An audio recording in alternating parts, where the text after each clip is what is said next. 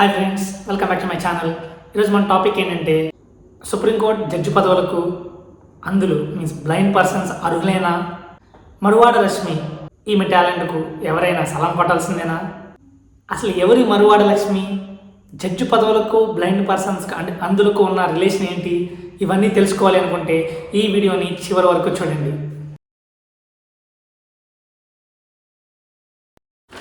ముందుగా మనం తెలుసుకోవాలి అనుకుంటే పూర్వం అంటే మన స్వాతంత్రం వచ్చిన తర్వాత నుంచి మనకి న్యాయవాద పరీక్షలు రాయాలి అంటే మధ్యప్రదేశ్ జ్యుడిషియల్ సర్వీస్ నిబంధనల 6A ప్రకారం అందులో ఎవరైతే ఉన్నారో వాళ్ళకి లా ఎగ్జామ్స్ రాసే అవకాశం లేదు. ఇదే కారణంగా ఒక అంధుడైన ఒక పర్సన్ ఎగ్జామ్స్ రాయలేకపోయాడని చెప్పి తన తల్లి ప్రధాన న్యాయమూర్తి జస్టిస్ డివై చంద్రచూడ్కు లేఖ రాశారు.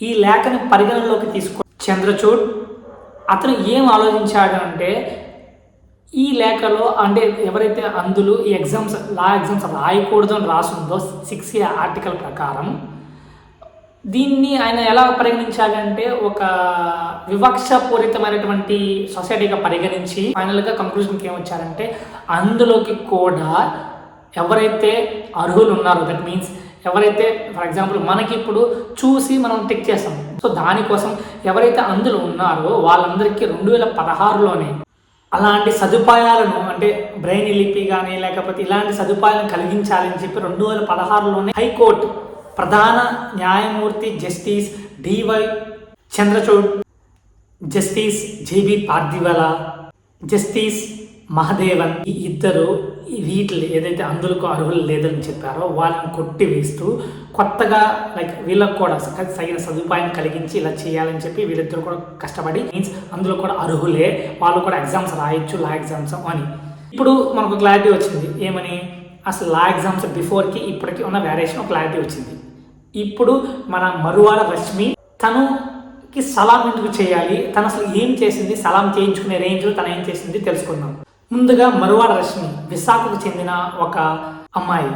ఆ అమ్మాయికి పుట్టుకతోనే తన 2 కళ్ళు కనిపించవు.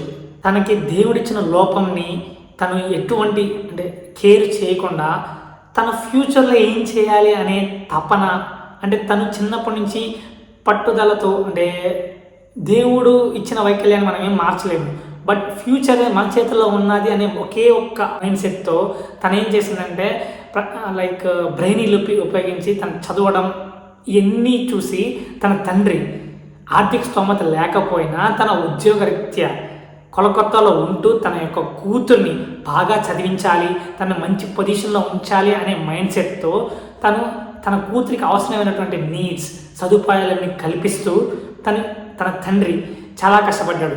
అదేవిధంగా తన కూతురు కూడా ఆ తండ్రి ఇచ్చినటువంటి ప్రోత్సాహంతో తన బ్రెయిన్ లిపి ఉపయోగించి 10వ తరగతి 77% మరియు ఇంటర్లో 85% మార్కులతో ఉత్తీర్ణత సాధించింది.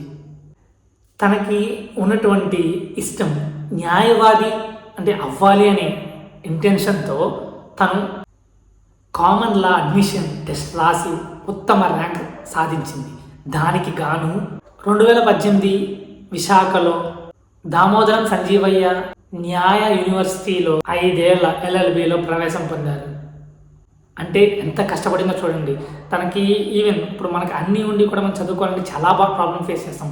అలాంటిది తను చదువుకోవడానికి మనీ కానీ లేకపోవడానికి ఎంతో కష్టమైన బ్రెయిన్ లిపిని నేర్చుకుని ఇన్ని రకాలుగా ట్రై చేసి ఫైనల్గా తను కోరుకున్నటువంటి న్యాయవాది వృత్తిలోనే 2018లో స్టార్ట్ అయిన తన ఎడ్యుకేషన్ 5 ఇయర్స్ది 2023లో ఫినిష్ చేసుకుంది. అది ఎలా అంటే మొన్నటి వరకు బ్రెయిన్ లిపి యూజ్ చేసి ఎగ్జామ్స్ రాసింది. ఇక్కడ ఏంటంటే సిస్టమేటిక్ కాబట్టి బ్రెయిన్ లిపి ఉన్నటువంటి కంప్యూటర్ని నేర్చుకుని, అంటే ఈ 5 ఏళ్లలో తను ఇది నేర్చుకుంటూ at the same time exams qualify అవుతూ అరౌండ్ 8.19 GPA పాయింట్లతో ఉత్తీర్ణత సాధించింది. ఇప్పుడు మనం కూడా దీన్ని ఒక ఇన్స్పిరేషన్ స్టోరీగా తీసుకోవాలి. ఫర్ ఎగ్జాంపుల్ చెప్పాలంటే మనకి పాత మూవీ ఒకటి ఉంది, ప్రేమించు అనే movie. Laya heroine and hero person ఉంటారు, నీకు తెలీదు. సురేష్ ప్రొడక్షన్ నిర్మించారు. దీనిలో కంటెంట్ ఏంటంటే హీరోయిన్కి పుట్టుకతోనే కళ్ళు లేకపోవడం వల్ల తన తల్లి అంటే డబ్బులు ఉన్న ఫ్యామిలీలోనే పుట్టి బట్ తన తల్లికి తన కూతురు కళ్ళు లేవనే ఒకే ఒక్క కాన్సెప్ట్తో తన్ని అవాయిడ్ చేస్తూ చేదరిస్తూ ఉండేది. కానీ అవన్నీ లెక్క చేయకుండా తను చాలా కష్టపడి బ్రెయిన్ లిపి ఇలాంటివన్నీ ఉపయోగించి తను లాయర్ చదివి లాయర్ అవుతుంది ఆ సినిమాలో. అదే టైంలో తన తల్లికి ఏదో కేసు రీత్యా తను హెల్ప్ చేసి తను ఆ కేసుని గెలిచి బయటికి తన తల్లిని తీసుకొచ్చినప్పుడు తన తల్లికి కనువిప్పు కలిగింది. అంటే ఎవరైతే నేను చిన్నప్పటి నుంచి వద్దు అంటే ఇష్టంగా లేదు అని చెప్పి దూరంగా పెట్టుకున్నానో తనే నాకు ఈ టైంలో లైక్ హెల్ప్ చేసింది అన్న మైండ్ సెట్తో తన తల్లి కనువిప్పు అయ్యి నా కూతురు అంటే కళ్ళు లేకపోయినా ఏం లేకపోయినా, ఎందుకంటే అది తను చేసిన ప్రాబ్లం కాదు, దేవుడిచ్చింది, తనేం చేయలేదు. అందుకోసమే అదే కాన్సెప్ట్ ఇక్కడ కూడా అప్లై అయ్యిందని నేను అనుకున్నాను. కానీ ఇక్కడ ఏంటంటే తన తండ్రి చాలా సపోర్ట్ చేశాడు, సపోర్టివ్ తండ్రి. అక్కడ కూడా మనకి సపోర్టివ్ తండ్రి ఉన్నాడు, కానీ తల్లి వచ్చేసరికి తన చేదరిస్తూ ఎలా ఉండేది. బట్ ఇక్కడ మనకి అంటే కాన్సెప్ట్ సేమ్, బట్ వీళ్ళిద్దరూ కష్టపడిన తీరు మాత్రం నాకు చాలా ఇన్స్పిరేషన్. అది రియల్ స్టోరీ. ఇప్పుడు మనం మాట్లాడుకున్నది అది సినిమాలో ఉన్నది రియల్ స్టోరీ. సో ఫైనల్గా మనకు ఒక క్లారిటీ వచ్చింది. ఇప్పుడు ఇది టాపిక్ ఎందుకు తీసుకొచ్చాను అంటే, శుక్రవారం జరిగిన స్నాతకోత్సవాలలో ప్రముఖ న్యాయమూర్తుల చేతుల మీదుగా BALLB పట్టాను అందుకున్నారు. అంటే మనం కూడా చూడండి, ఏదైనా సాధించాలి అని కోరుకుని తపన అంటే ప్రయత్నం చేసినప్పుడు అది మనకు దక్కినప్పుడు అదొక టైప్ ఆఫ్ ఆనందం వస్తుంది. తన కళ్ళలో అటువంటి ఆనందం కలిగింది. అదేవిధంగా ఇప్పుడు నేను ఈ స్టోరీ చెప్పడానికి రీజన్ ఏంటంటే, తనలాగా చాలామంది ఈవెన్ అన్నీ ఉన్నవాళ్ళు అవ్వచ్చు, లేకపోతే వైకల్యం ఉన్నవాళ్ళు కావచ్చు, కృషితో పట్టుదలతో ఏదైనా సరే చేస్తే డెఫినెట్గా వృత్తిలోనైనా సరే విజయం సాధిస్తారు. ఇలాంటి విషయాలు మరిన్ని మీ ముందుకు తీసుకురావడానికి నేను ఎప్పుడు ఇంట్రెస్ట్ చూపిస్తున్నాను. అదేవిధంగా మీరు రోజు జరిగే అంటే ప్రపంచంలో జరిగే విషయాలు మీకు తెలియాలి అనుకుంటే కనుక నా ఛానల్ సబ్స్క్రైబ్ చేయండి. పెట్టే వీడియోస్కి లైక్ చేయడం, అదేవిధంగా కామెంట్ పెట్టడం, ఈ వీడియోస్ ఎవరికైనా రిలేటెడ్ ఉంటే వాళ్ళకి మీరు షేర్ చేయడం వల్ల నా లైక్ వీడియోస్ వ్యూస్ కానీ లేకపోతే ఛానల్ కానీ పాపప్ అవుతుంది.